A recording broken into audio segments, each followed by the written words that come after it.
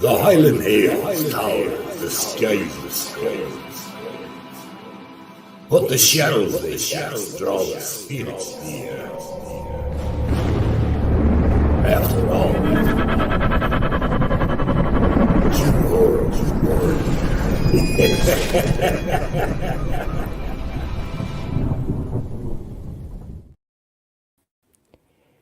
Welcome, ladies and gentlemen. We are joined tonight by Drew herself from Drew's Paranormal Vlog. Yes. Now, guys, we're doing something new tonight. We're actually streaming to Drew's channel too, with a new kind of thing that StreamYard has added. Oh, there's Stephanie. I remembered your name. I've got it drilled into me now. If I stare straight, a big horn will come out and hit me over the head. Yes. Now tonight, guys, we'll let the chat fill up a little bit, okay? Tonight we're going to be talking about 3 very interesting locations. Well, 1 location and 2 shipwrecks, right? We're going to be talking about Dunsky Castle at Port Patrick. And I used to go there as a little boy, my holidays, mum and dad would take me. But we're also going to talk about a couple of shipwrecks. We're going to be talking about, let me see, I've got their names here. We've got the, let's see, we've got the Princess Victoria, which sunk, which was quite a sad case, you know. And we're going to be talking about, here we go, see, I've got all my links set up here so as I can just read them, you know. We're going to talk about the Lion, lost in February 1835, ladies and gentlemen. But first, I think we should talk about Dunsky Castle. But we'll let the chat fill up for a minute or two. So I hope everybody's well tonight. How is everybody in the chat? We've got Stephanie. We've got Mystical Love and Light. There you go. So Drew, how are you in this fantastic wintry cold day? I'm doing okay, just patiently waiting on the weather getting better, Christopher. That's that. We're patiently waiting. I did see that you were in my home. Yes. Down. Oh, bit of lag there.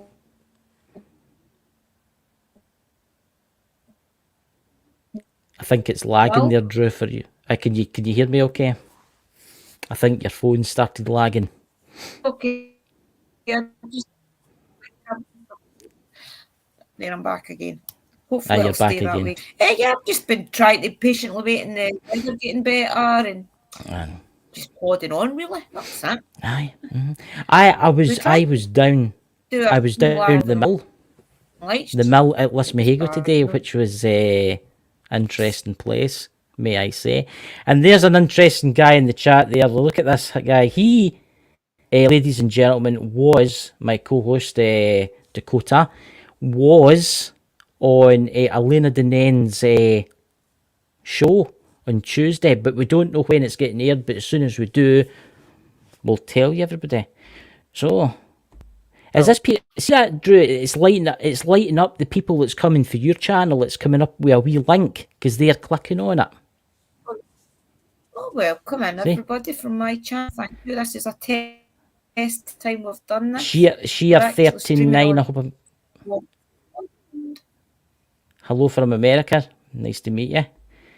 So, ladies and gentlemen, let's get to the subject, right? Let's start talking about this amazing location, right? I've downloaded some nice pictures for you all tonight, you know. Now, this is Dunsky Castle. Look at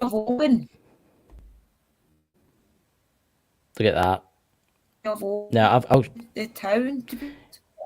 Is anybody else, is Drew breaking up for anybody else, guys? You're breaking up off it, Drew. Am I breaking up, guys? Am I lagging? Do you want to know what I'll do?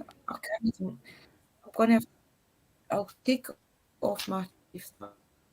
Anybody that's on my... Come over. I think Drew's having internet issues, guys. She's got to disconnect her phone. I think she's got to plug her phone in. Your internet must be getting drained because of the link. That's what it is. But anyway, guys, we're going to be talking about... I'll come back and I'll go out and come back. Yeah. That'll probably work better if you come out and come back in again. Yeah, right, I'll come back in. So, That guys, I've that's a lot better. disconnected it from my channel to see if it helps it. You've cleared up a lot. I've disconnected it from my channel just in case. See, that's what it is. I'll give you a copy of this tonight anyway. I'll download it tonight or tomorrow and give you a copy anyway. But anyway, ladies and gentlemen, we have Dunsky Castle. Do you know it's one of the most haunted castles in Scotland? And it's actually got quite a sad story, which we'll come to shortly. I've been looking forward to this. I've been looking forward to doing this for all week, guys. Because it's a beautiful place. It really is. It's a beautiful location. It's much like Oban, though. It's really, really quite like with the bay, beautiful buildings, different colours. Do you know where Portpatrick is? Portpatrick's near Stranraer. You know where Stranraer is, Drew? Yeah, it's near the Mulley Galloway. I haven't been to Portpatrick, but it does look beautiful. I would just like to say to Grandmaster UV, thank you for joining us. Could you give us a wee subscribe if you're new? Thank you very much. So, right, let me get the history here and let me show you these pictures of the castle first. Where's the most iconic picture? Look at that. Now there's a... It looks like it's... Well... It looks like it's going to just roll off the hill. Well, I'll give you a brief history. Dunsky Castle is in ruin. It's an old castle perched in the cliffs above the sea near Portpatrick in Galloway, far southwest Scotland, right? Now, I'm going to tell you the story. First of all, there's a story goes of a ghost that haunts the location, Drew. And everybody in the chat, I think it was in the 1600s, so told, there was a woman giving birth to their child. And the nurse giving birth, the nurse looking after the woman, picked the child up and flung the child out of the top floor window into the cliffs below. Wow. And obviously she was hung for what she did and stuff like that. And she's meant to be the ghost that wanders there at night. Now, there's what it looked like. You've got the tower, you've got the courtyard, you've got the moat, the sea surrounding it, but I'll put it to a better picture because this one makes, I think there's one that my friend gave me. Let me have a look. Here it's here. This is from a friend, sent me this one. This is a much better picture, as you can see here. Right. The gardens and grounds of Dunsky Estate are open. Yeah, it's open all the time. You can go there if you go to Portpatrick, guys. It's open 24/7. You don't need to pay to get in. It's one of these free locations. Now, I've got it all written down here, guys, to make life a lot easier. Now, it's protected by a ditch on the lowland side of Dunsky Castle, consisting of a large ruined 16th century L-plan castle. The lower tower of 4 stories. To this has been added in the courtyard entrance. Now, they added a wee bit onto it, maybe in the 1600s, which is actually quite interesting. I was actually reading this all before I come on. Now, here we go. Stuff? It's actually got a basement. Would you like to get in there, Drew? The basement of the tower is vented and contains 3 cellars. 1 wine cellar with a small stair up, 2 halls above, which it's absolutely stunning. This photo here makes it, look at this. This is creepy as anything, this photo. Look at that. That's a cracker of a photo. Yeah. It has upper fireplaces and lower fireplaces, so it's got multiple fireplaces throughout the entire building. Dunsky Castle is portrayed with a small drawing, right, which I've actually put the drawing up here for you. Here's the drawing here, guys. This is the book I'm reading out of, by the way. Put it back to that one so as you can see it. The Adaires of Kilhill in 1489, an older castle was burnt by the MacCulloch of Marthun. This is the Scottish for me there. In retaliation, a murder of this lord. There was a lord there, and he was murdered off Hamilton by William Adair of Dunsky. Now, it was burnt down because of that. The castle was burnt down. It was raided. It was burnt down. They forced him to sign away the lands. That's what they did to him. They burnt his castle down, and then they forced the Lord to sign over his lands. The castle was altered and remodelled in the 16th century, but was sold in 1620 to these bloody Gaelic names, by the way, Montgomery. Port Patrick. The castle tower and front line of the Dunsky is a reflection of 1672. The castle was apparently ruined in 1684. So 1684 is actually not that long away, because you're entering kind of 1700s and stuff like that. I know it's good for what it's been. It's right at the edge of that cliff. The weather in Scotland would normally go right through that and just crumble it. See, this is the interesting bit, and here we go to the kind of ghost sightings and stuff. The castle was said to have had a brownie or hairy man. We could probably say that about Alan, couldn't we? He's a kind of brownie. Yeah. I think we would see it more. And is reported to have haunted by the ghost of a nursemaid who dropped a baby from one of the windows onto the beach far below, as well by a spiritual piper, jester, who was imprisoned but found a way into the caves below the old stronghold. He was never seen again. See, there's caves below it. And somebody went in there and he was never found again. Right. I was reading that. Well, I didn't read that. I was watching a documentary about it. And they were saying about the cave. But yeah. We'll get to that. So let me get to this is actually interesting, this one. I need to bring up my wee thing here. So what do you all think about this, guys, in the chat? What do you think about this very interesting? You think the walls in that one? You think the walls in that castle are as thick as the ones up at we did just by Douglas? The boat round. Crawford Castle. I always forget the name. Crawford. Do you think it's as thick as that? Aye, it's the same. It's the same type of castle. Right. It's the same type of castle. It looks much. Stockport, what a great castle. The public allowed to go there? Yes, you're allowed to go there anytime you want. It's actually quite popular with ghost hunters because it's open 24/7 a day. And the Scottish, what do you call it, look after it. The Scottish history thing looks after it. Heritage looks after it. Let me get back to some more pictures here somewhere. There's actually a picture of there. See, it's always really been in ruin because it was burnt down. I mean, look at that. I know, it's crazy to think that it's been burnt down, rebuilt, and it's still standing the way it is right now. Yeah. There's a picture. Was the castle ever attacked? Was it ever attacked? Aye, it was. That's what I just read. It was attacked by a family in the 1500s because. What do you call it? Like I mean, like attack back from the sea. Because if you look at one of the windows, it looks as if maybe one of the balls, which you call them, cannonballs. Cannonballs is maybe what? For the new people coming into the chat, basically what happened was it was under siege, right? And they would come out. Eventually, they set fire to it. Everybody had to flee. And the Lord in charge was basically told, you can either face death or you can sign all your lands to me. So he signed all the land to him, to the other lord, and let him go in his merry way. It's an amazing building. The thing is, the walk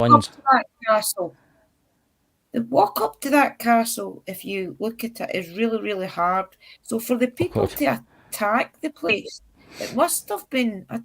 I mean, you've walked it, Christopher. How long does it take to walk up to it? No far. It's no far. It's maybe like 25 minutes. But you've got to remember in the 1600s, right? You've got to remember that there was no modern transport in the days. They had horses with armour. So they had to walk up for Port Patrick itself to get to the castle, right? And at that time, in the 1600s, Port Patrick in the days was just like a little village. There was maybe like an inn and a couple of houses or something like that. Here's a floor plan here. You can actually see what it looks like inside. That's what's left it today. Quite big though. It is a big castle. It's one of the big, I would say, to be honest. So what do you think in the chat, guys? Would you want to go there and have an investigation at night? Can you imagine being in there at night, Drew? You need to watch you didn't walk out the door and fall off the cliff. I know. That's the only problem. That's what I've think about. That's what I've been told, right? I've been told that there's a door at the side, and if you walk out it, it's a sheer drop. Because the cliffs have fell away over the years. I mean, there's actually been things filmed there. There's been, I think there was a couple of films filmed there at the castle. I'm amazed nobody... Is that the actual town? Is that where that programme Ballymore was filmed?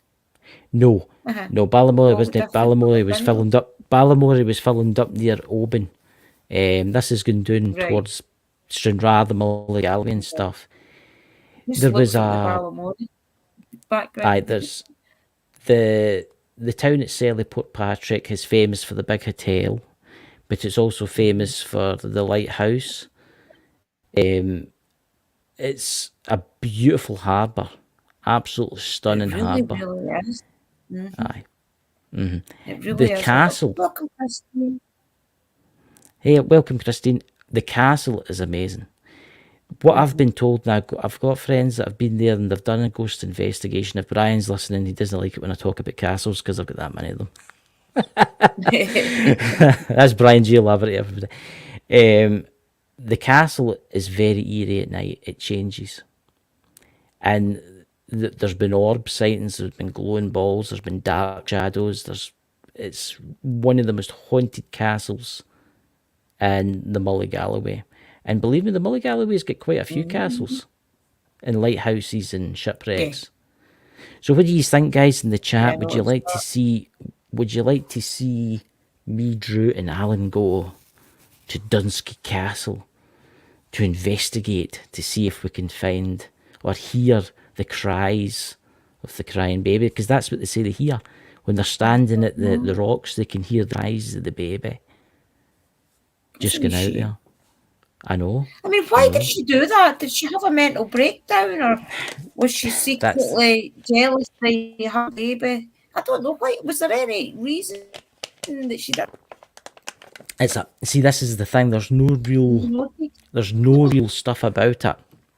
What I've managed to find, it's like maybe something like that did happen, but it's like hearsay kind of thing. It's something that's lasted over the generations. Maybe she didn't throw the baby down. Maybe she fell out the window. I don't know. You know how it's like the game of telephone. It's like these things. It's like legend. You know. I remember the whole files. In the whole files, Dave Schrader managed to debunk a couple of the shipwreck things in America. Yeah. Well, who knows? We can put stop to some of the myths and our shipwrecks and things and castles and things. So we'll ask the spirits what happened. We have 2 shipwrecks to talk about tonight, guys. Now, we'll go back to Dunsky Castle in a wee while because, in fact, I'll go to the page. I'll leave the Princess the New, and I'll go back to the shipwreck. Let me see. I need to accept all these things. Now, we're going to talk about the Lion. This ship, the Lion, sunk in February 1835. Now, obviously, the cameras in the days weren't the best, so it's like an artist's drawing. Okay, so this is the ship. Now, you know where this ship sunk? It sunk 500 yards for the castle. All right. It hit the rocks. Now, the Lion, an American ship of 377 tons, registered in Boston, Massachusetts, was sailing from Liverpool to New Orleans with a mixed cargo of cotton, right? Which is quite interesting. It must have been, maybe that was going to the woolen mills. You should probably know, okay, what I mean? Harbour, the light at the entrance of Belfast. The ship struck the rocks off Hounds Loop, about 1 mile south of Portpatrick. 4 of the crew were rescued, but the captain and 10 other sailors were drowned. The memorial marks the captain, Alan Burley, and 7 of his ship's company. Presumed the bodies of the other 3 crewmen were never recovered. So there was some of them were recovered and some of them weren't recovered. Now you can see it was a steamer. There though, isn't it? I mean, in those days they didn't have the rescue boats and things like nowadays. So they had like rescue boats, but they were like kind of rowing boat kind of things. They weren't very good. The New York Spectre carried out a full account of the tragedy. This is the people that Ken looked into the things at the time. The loss of the ship Lion, we noticed a few days since the loss of the ship the Lion and the fate of the captain, Alan, and his crew. Captain B was a native of Brandsville, where he was wife and one child, and a large circle of friends. Let's see. The shipwreck, the loss of the life, it was grief. We record the following particular obtained verbally from the guard and driver of the Portpatrick, the Lion of Boston. Actually, I went digging about, ladies and gentlemen. I went digging about and I found where they're buried. Now, some of them are buried in Portpatrick Cemetery. The captain, what I heard was the captain's buried here and some of his crewmates are buried here. But some of the other crew were never found. They went down with the ship. Or they just fell into the murky depths below. It says here, the shore was good below the Dunsky Castle. It was just up for the Dunsky Castle. The high and jagged rocks that line the whole coast. The point mentioned the Mull of Galloway. The course of 3 hours, the vessel had become a total wreck. So you think about the storm, guys, right? This thing's crashed against the rocks. The thing actually tore in half. Split in half like the Titanic did, right, guys? This thing's split in half. See, to this day, there's people dive it. There's actually people that have dived. See, if you go online and look up this ship and type it into YouTube, you'll get people that dive this ship. And all that's left of it is the steam engine. That's all that's left because it was all wood. Okay. Suddenly it was painful to add the crew, including the captain, found a watery grave. And 4 saved. There was 4 saved. One whose mate, 3 are much injured. It was a bad sinking. You know, I mean, it's a sad thing, you know. But you think this one's sad? Wait till the what's that? See, to go out there boat, even to go out there on a boat and try and do an investigation, it would be amazing to see if you could contact the spirits of the ship. That's what I'm planning on doing. That's what we're planning on doing. So we could go to the castle and we could go out in a little boat. Because my dad actually fished right where that wreck is. I remember him, he used to go in his wee boat. And can you imagine? I don't think anybody's ever done that. Is go out in a boat and do an investigation over a wreck of a ship. Where, I mean, the water's maybe like 50, 60 feet down. But there's no much there left, but still the spirits could be lingering. Let's see what the chat's saying. What do you think, guys? Do you think the spirits would talk above the water? I think they would. It could be a portal or something, you know. I think they would too. Even if they're not there lingering, they would come back to speak to us, to maybe tell us what happened. I mean, it's interesting. I know people that have actually dived it. Right. And it's very eerie. Obviously, there's no much left of the hull. The hull itself's all broken up. The steam engine is there. You can see the coal. There's like coal lying underneath. I actually watched a video on YouTube, and the diver goes down. You can see the steam engine, what's left of it, and it was carrying cotton. Nice. Do you think you think of the ship that came all the way? That came all the way from Boston, Massachusetts. Yeah. Mm-hmm. Where it's probably cargo. in a circle. They've been coming from Boston, going to Liverpool, going back. Aye, it was dropping off. It was dropping off cotton in Scotland. Now I bet you that cotton probably went to some of the woolen mills, where it was turned into like garments Probably, and stuff. Just think, out there somewhere there might be an old piece of clothing, right, made out of cotton, came for that ship when it dropped it off. Wow, It's that's a thought, isn't it? When you think that could make.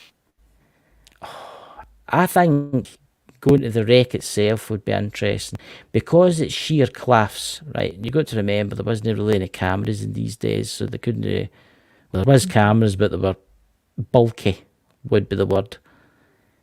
So this is an artist drawing. They stand on the top of the cliff, and they used to put their head over the camera. They would have put away in the hill with the old camera. I mean, can you imagine if you had a team on land doing like an experiment at the same time as you had a team in a boat to see if there's any method away out there? Aye, yeah. So imagine you were out in a little boat, preferably one with an engine, and you were doing like a ghost box session or an investigation there over the wreck, but at the exact same time, say you had a other team at the graveyard where some of the crew are doing an investigation at the same time to see if anything would be picked up. I mean, look at the people hanging off of that. It was a total disaster. It's not that. You could link the spirits back together. Think about it though. If that ship got wrecked, there could be a lot of roles. So us going live, doing an investigation on the sea, and then trying to connect people in the cemetery would maybe put a lot of spirits at rest because they maybe did wonder what happened. You know? I know. Yeah, I think we need to go to Port Patrick in the summertime, guys, and I think that's what we'll do. We will go to Port Patrick in the summertime. And we'll have a game of crazy golf when we're there too. there's actually. See, this is the interest. Well, though. Aye, see, this is the thing, right? The thing about Port Patrick and where it is, that wasn't the only wreck ship. There's about 30, 40, all the way round about the Mully Galloway. They're everywhere. It's notorious for ships to be up on the rocks. Actually, my dad was telling me about a place just up for there, and there's like 3 ships sunk together, which is it's actually a really interesting place. Now, the next one we're going to talk about, guys, is actually quite a sad story. A really sad story, actually. You think that one's sad? What's that, Dobby Sock? I like crazy golf. A quick advert, guys. If you're interested, could you check out the links below for our merchandise store and for our sponsors of the show too. So I'd really appreciate that, guys. But that was just a really quick, That was Ghost Shack. They sell apps, Drew. Have you bought any of their app shop? Yeah. They sell Not yet, apps, but right? I'm going to get my REM pod in the next couple of weeks. Yep. Now, hopefully. We'll come back to the castle again. We'll talk more about the castle in a little while, but this ship, Port Patrick, because there's a monument to this ship. See, just down for I've just realised something. See, down for this castle, there's been a lot of odd things happening. Ships sinking. It makes you wonder if the place is cursed. There's this monument. Could be. There's this monument, and it's to this ship. Now, let me tell you about this ship. The loss of the Princess Victoria. In March 1987, the ferry Herald of Free Enterprises sank off the... I'm reading the right line. Sorry about that, guys. There we go. Great start of January 1953 on the 133 people died. Now let me sink that in. 133 people died.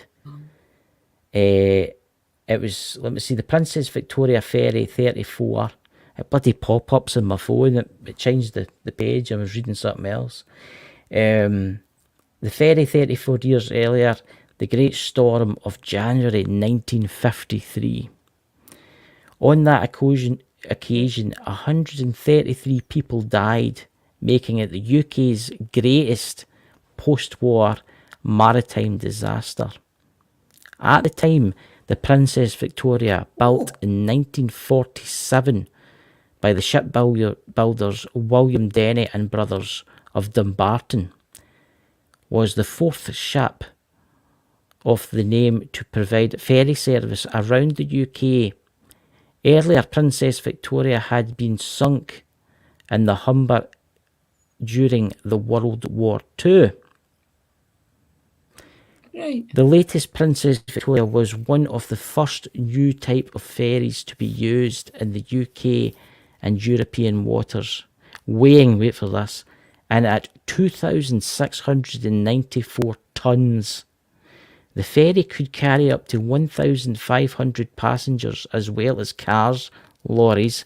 The ferry was designed to serve between Stranraer in Scotland and Larne in Northern Ireland and was equipped with the most up-to-date navigation equipment. Most importantly, the perspective of the passengers and freight carriers, the Princess Victoria was one of the most of the latest driven on drive off vessels.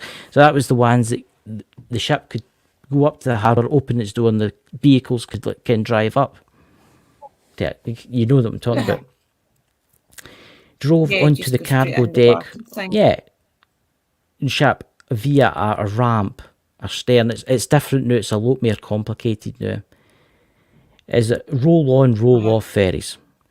Drove onto the cargo deck of the ship via a ramp, the stern deck, then being closed off by two doors about 5 to 7, 1.7 metres in height. Right? Now, this is interesting. Attacked by the bulwark, but not seal against the sea. Now, I think this has got something to do with the sinking of this. Anyone who has made a ferry trip across the North Channel between Stranraer and Crane-Ryan, has any of you ever been to Ireland? For Stranraer, have you been, Drew? Have you been? No, I haven't. No, but I heard it. I think that it's still something because those doors at the back. There's a wee drink of water there. I've been across once to Ireland. I'm just going to read the chat for a minute, guys. I've been across once. Oh my god, it was in the sea cat, you know, the catamaran type. Oh my god, stories I can tell you about that. That was terrible. It was rough as it. Rough sea? It was a really it was a rough sea. It was a very, very rough sea. I'm just going to read some chat here. Let's see, I'm just reading Grandmaster UV. I was born in Swindon, England. Christine, Drew and Chris are Scotland. I'm from Australia. You guys had I'm just reading some of the chat, guys, because I like to read them. Right. As I say about this ship, anyone who made the ferry trip across the North Channel between Stranraer and Crane-Ryan in Northern Ireland, we all know what pleasant experience. It's no pleasant experience, I can guarantee you that. This is a good weather conditions. It's different. It's different if it's nice. At sea can change dramatically, sudden, in the part of the world where the ferry companies and their passengers benefit from the largest technology provides. See, it's all satellite technology now, right? So it's all, I mean, it's very difficult to have problems now, right? On the 31st of January, 1953. Was it not quite common for those type of ferries to sink? No, really. No, really. They were quite safe. On 31st of January 1953, long before the satellites, the Met Office and the BBC shipping forecast provided the best information for the vessels at sea. The forecast that day reported a deep depression in the northwest of Scotland would bring gale force northwesterly winds right across the path of the Princess Victoria. Due to begin her regular crossing from Stranraer to Larne at 7:45 in the morning. Now I'm trying to kind of jump. Right. I'm trying to tell you the full story here. So, her captain was James Ferguson, who had worked on the crossing for 17 years. The Princess Victoria also carried a crew of 49 to 51 crew. Sources were and 128 passengers. Let's see. The entire surprising since the rotation, a full manifest of passengers and ferries have only become mandatory fairly recently. So see now, there's got to be so many life jackets. They've got to know exactly who's on that ship, because see if it sinks and there's people on there that you don't know who, but they would wonder where they've went. Now, the ferries have only become mandatory. The weather conditions that some passengers booked onto the ferry simply didn't turn up. So there was people that didn't turn up, but they were still presumed dead because they thought they were on the ship. But obviously that doesn't happen now because of computers and stuff. Mm-hmm. The Princess Victoria set off on a regular route along Loch Ryan. That's the Loch Ryan that comes out of Stranraer, with her passengers, a few vehicles and 44 tons of cargo on board. Even in the best weather, progress from the relative shelter of Loch Ryan to the open sea can be felt by passengers. I've been in Loch Ryan, right, in a boat, in the most beautifulest day, Drew, right? But see when you go out into the main North Sea itself, oh my God, it just changes. It just totally changes. The open sea can be felt by passengers on board. A very fateful morning, the Princess Victoria left Loch to be met with a full gale force storm that was alleged lashing the sea into 30-foot, 9-metre waves. Oh my God. The original depression forecast by the weather people, depression on the leading southeast edge. And I don't want to read all of this, guys, because it's quite a lot. Let's see the tension. Right, as the bow of the vessel nosedived through one of the intense waves, throwing passengers and crew about, Captain Ferguson realised that he attempted to follow the southwesterly heading, Larne. The ship would be on the massive waves with potential catastrophic consequences. See, this is where it started to sink, guys. The attempt to return to Loch Ryan. This was itself a dangerous manoeuvre because he's going to have to turn this into the ongoing waves. It would put the ship first broadside and then stern. Terrifying waves to the engines were slowed. The vessel prepared to turn. Starboard return of I think it's called corkscrewing the ship. If there's any sailors in the chat know what that means. The vessel managed to complete turn but was smashed on the stern by a power of waves so that the car deck doors were damaged beyond repair and water flooded the deck. See, this is where it started to go totally terribly and absolutely diabolically wrong, right? Yeah. The immediate issue was to prevent any more water entering the stern. Beginning his ferry back to head into the storm, Ferguson then attempted to go to the stern into Loch Ryan using the bow rudder. When the rudder couldn't be released, the vessel attempted to maintain a position off entrance of Loch Ryan. David Broadfoot, the ferry's radio operator, used the Morse code to call for a tug assistance, and life jackets were issued. By 10:32 a.m., with the ferry listing and drifting sternward down the North Channel, the Broadfoot sorry, I'm just trying to read this. It keeps pop-ups on my phone. Set out general SOS warning weather conditions brought winds of 120 mile an hour winds. Can you imagine what that was like, guys? Can you imagine what that ship was like? At the time, the Captain Ferguson continued to calm the passengers despite a dreadful circumstances. The RNLI, so that's the lifeboats for Port Patrick. Is that people standing on that? Aye, there's people, loads of them. Aye, there's loads of them there. Let's see.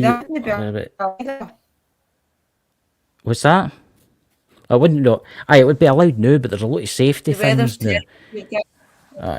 Aye, you're meant to. You're not meant to go outside when it's especially. Let's see. The lifeboats were launched from Port Patrick. The destroyer HMS Constant set off from the Clyde to assist shortly after 11 a.m. At 2 minutes to 2, the Princess Victoria rolled onto her beam ends. That means she was just about to capsize. An abandoned ship was given. Her last reported position was 5 miles east of the island, Scotland Island, just south of the entrance of Belfast. Now, let's see. In fact, the location of the ferry was 5 miles to the north, reported position, along with... It must have been absolutely terrible. The guy basically kept SOS, SOS, SOS, SOS, and until the very last minute. He tried to turn around, didn't he? He shouldn't have maybe turned it round, and maybe that was maybe why it sunk.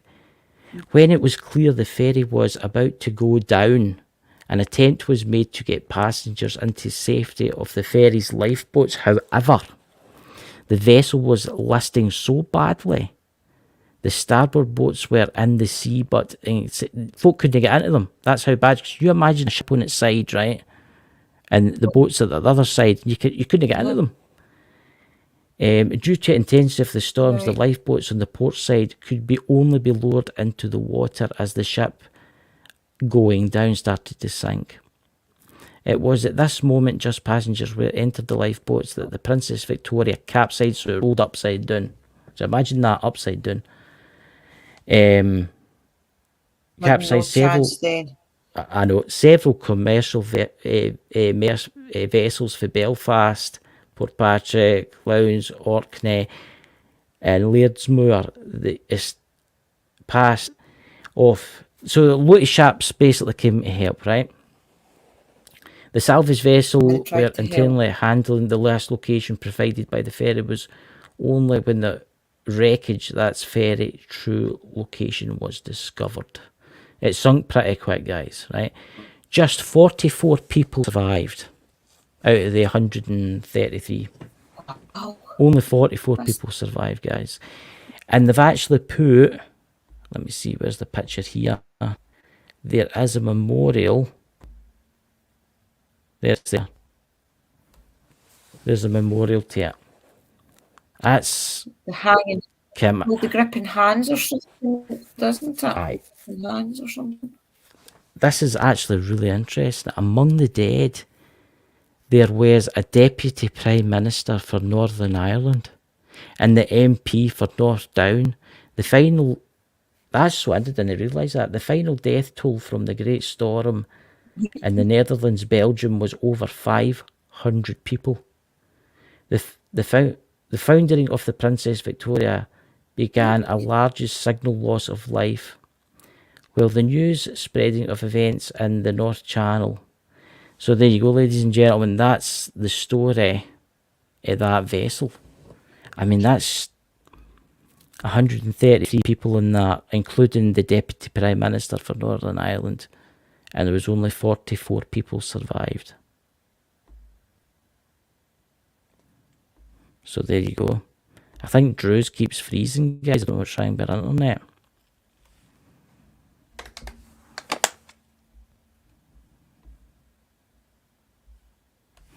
Look, Gremdy. I think you're breaking up off of there. It's because it's stormy here. Mm-hmm. Yep. Is it stormy with you, Drew? Again, it's really, really, really, really heavy rain. You know. Yeah. I'm Well, if you've looked at it recently, look out, it's windy and wet and wild. It's an interesting place. Yeah, I mean, there's so many wreck ships around Stranraer. See, Stranraer itself, we'll need to have a video on Stranraer because they've actually got a big castle. And it used to be, in World War II, they actually had slipways in Loch Ryan in World War II. And you ever heard of the flying boats? The planes that could land in water? And there's actually one of them crashed in Loch Ryan to this day. There'll not be much left of it now, you know. So, yeah, it's very interesting. Catalina, thank you very much, Facebook user. I think that's my brother. Could you remember, who are you, Facebook user? Put in your name so as I know who you are. Drew's having a bit of technical problems, ladies and gentlemen. Yeah. Terrible. So, yeah, it's an interesting place. Stranraer, Port Patrick, the Mully Galloway. There's actually a little chapel there that dates back to the 9th century that we'll need to talk about one day. And it's just an amazing place, but I think we need to go to like Port Patrick and experience it for ourselves. There's also stories about cannibals. So many. Yeah, there's stories about cannibals and stuff like that, guys. It's just, you can just haunted. Yeah. So guys, if you want us to go to these interesting locations, remember and check out the merchandise store, because that would help things, you know.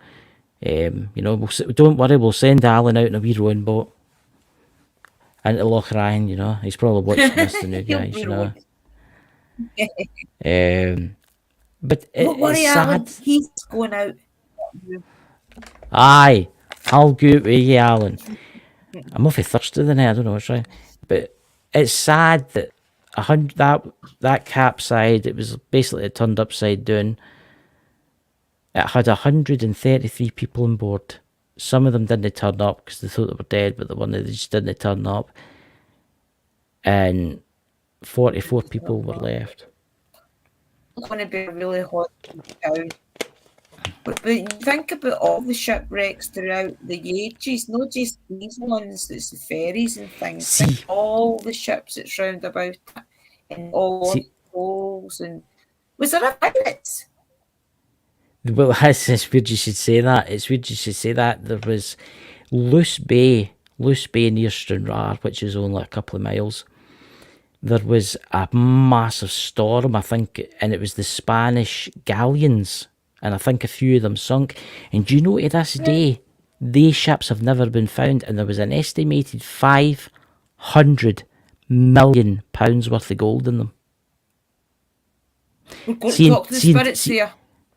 See, to this day, they reckon it's worth over £1 billion UK.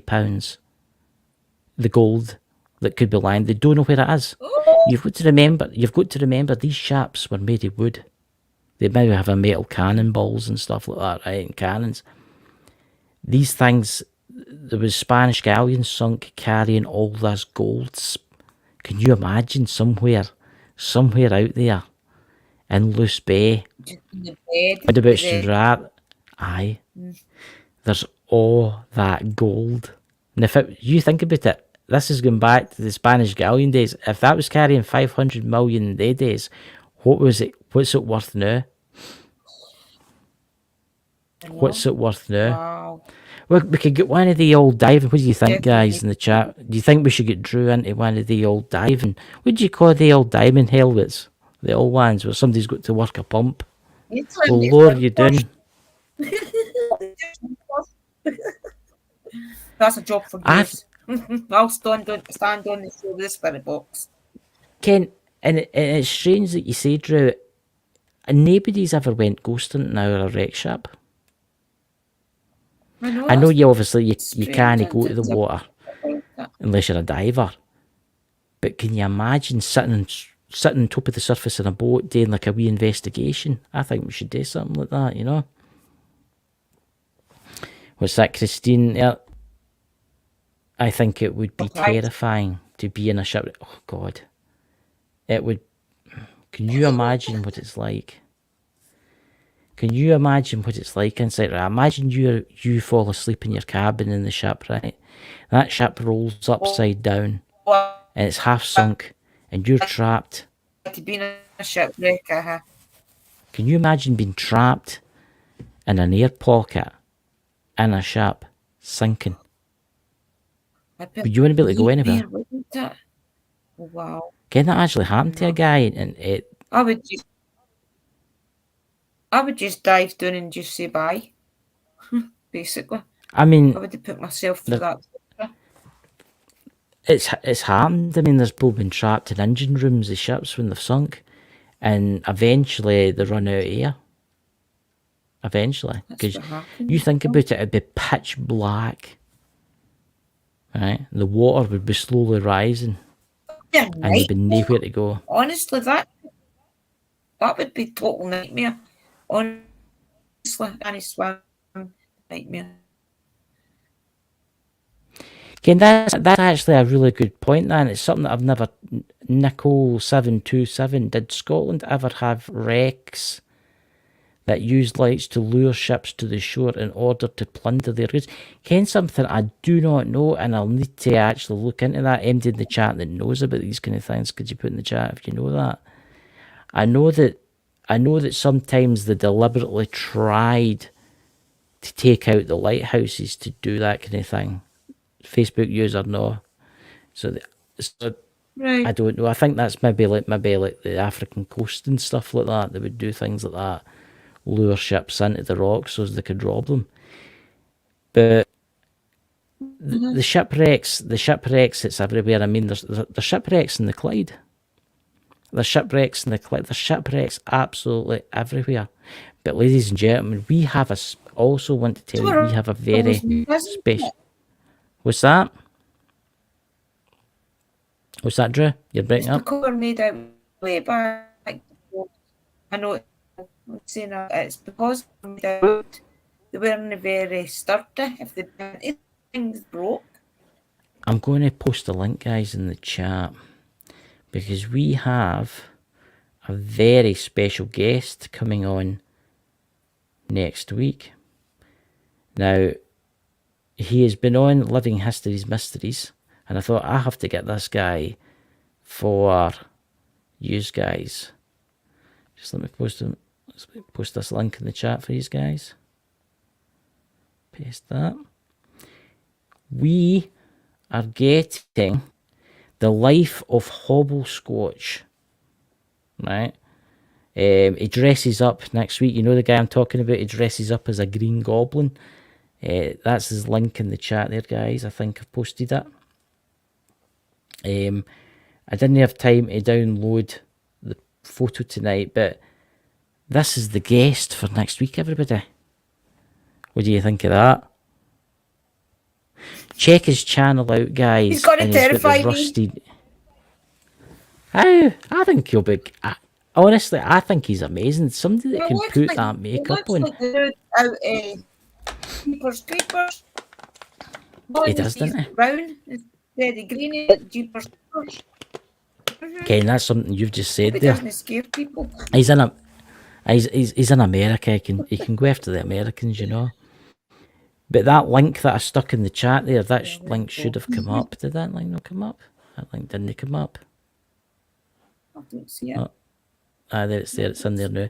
Check his channel out, guys. Go and watch some of his stuff, because I think that's going to be an absolute amazing show next week. And there's My Mystical Love and Light. Yes, I did. There you go. Yep. So you check out that in the link, guys. So next week we have Mr. Hobblescotch next week. Where would you like to talk about, Drew? Not next week, but the week after. What location in Scotland? What Scottish? Where can we talk about? What Scottish island or ruin? I think we should do Oban or somewhere.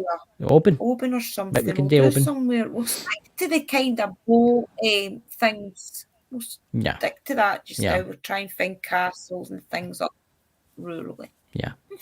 We'll Oban's an interesting place. What we're trying to do is find places and things that nobody really covers, because your Greyfriars and everything gets all the time. So we're trying to find places not just to know as well, you know? Yeah.